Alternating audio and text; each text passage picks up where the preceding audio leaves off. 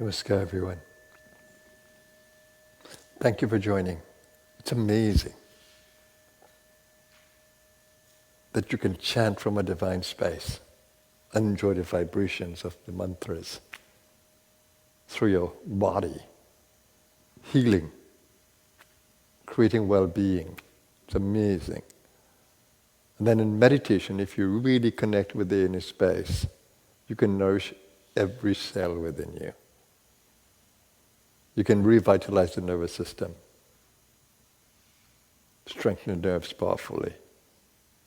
And you can make contact with that divine power inside of you, which is perhaps the most beautiful and important thing.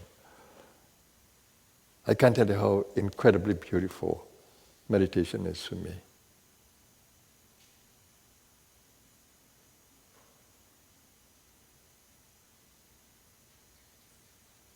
And the physical world is only one of the worlds. It's a gross world. It's a perishable world. It's a changing world. There are more worlds than just the physical.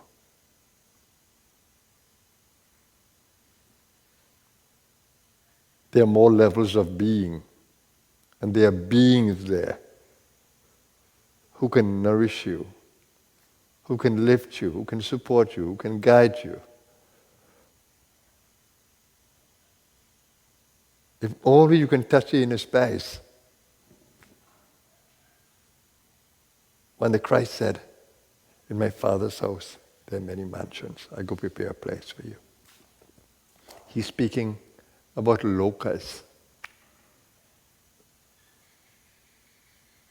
You can visit all these worlds in your meditation. You can experience the different worlds in your meditation if only you understood the inner space. And that's the effort that I make to guide you to experience the inner space. It's amazing, absolutely amazing. The Shiva Sutras, it says, Guru Rupaya, and the Guru is the way. The Guru is the means. Not physical guru, of course.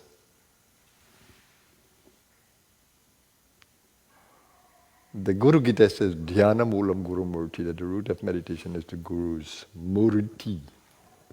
Murti is not just the human form. Murti is a divine expression in and through the human form. Patanjali says in the Yoga Sutras that if you want to rise beyond the duality,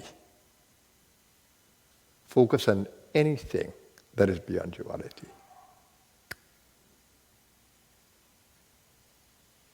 Anyone, any being that is beyond duality. That if you want to get into that space, that is the doorway. Just like Guru Rupaya. And the most amazing experience is when you can connect with these worlds, these lokas. And you have the worlds of light and you have the worlds of darkness. The worlds of darkness are called Patal. It's in the Shiva Mahimna as well.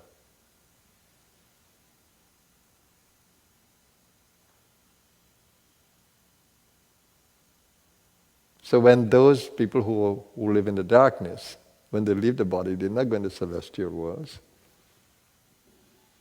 They're not going to worlds of light. Their energy will pull them to the worlds of darkness. And there are degrees of darkness. Just like how you have degrees of light.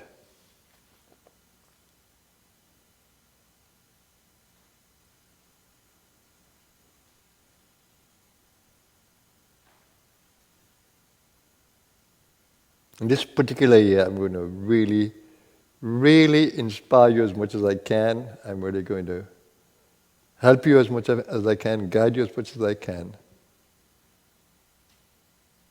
That you will have more experiences of the inner space. It's not about me giving you the ideas only. I'd love to do that. I'd love to educate. But the experience, education has no value unless it becomes an experience.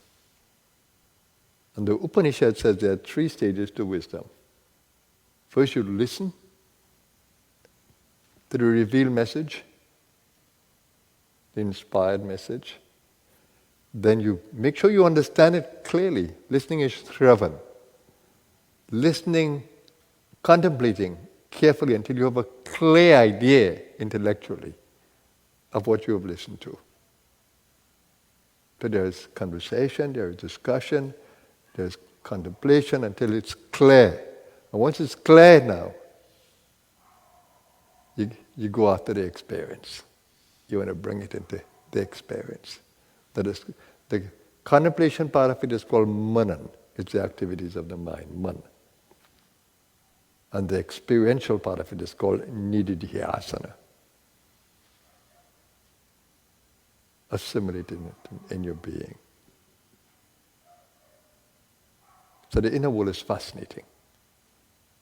And we are all capable of experiencing it. I hope that you will be inspired to want to experience more and more, based on my sharing of presence and experiences and guiding you. My joy is that my body is in this world, but I don't live here. I don't live here. That which says I doesn't live here. All my actions are not based on physicality. It's in and through the physical body. I see through eyes. I vibrate the vocal cords. I energize everything in the space that I am in. And you too can. All it requires is a switch in the consciousness to be awakened. The moment you can see it, then the real journey begins. With the seeing, the awakening, the initiation. That's true initiation, not just a sacred touch. It is the awakening to the new space, to the new identity. We say the one who is awakened is twice born. Christ would have spoken about that. Unless you are reborn, you cannot enter the kingdom of heaven. Rebirthing is necessary. Rebirthing in the spiritual body.